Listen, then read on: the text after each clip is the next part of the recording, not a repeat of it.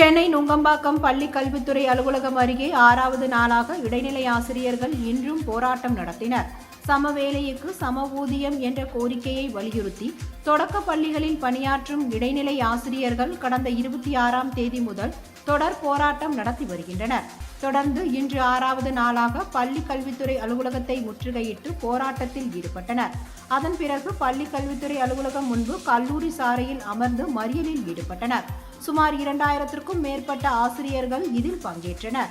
இருவிழி சாலையில் ஒரு பகுதியில் முழுவதும் ஆசிரியர்கள் அமர்ந்ததால் அந்த வழியாக போக்குவரத்து பாதிக்கப்பட்டது. அப்பொழுது முதலமைச்சர் ஸ்டாலின் எதிர்க்கட்சி தலைவராக இருந்தபோது இடைநிலை ஆசிரியர்களை சந்தித்த புகைப்படத்தை துண்டு பிரசுரமாக தயாரித்து அதில் கரம் பிடித்து சொன்னீர்களே, கண்ணீர் துடைப்பேன் என்று காத்திருக்கிறோம், எப்பொழுது வருவீர்கள் எங்கள் முதல்வரே என்ற வாசகத்தை அச்சிட்டு அதை கையில் ஏந்தி போராட்டம் நடத்தினர். இதனால் அப்பகுதியில் பரபரப்பு ஏற்பட்டது.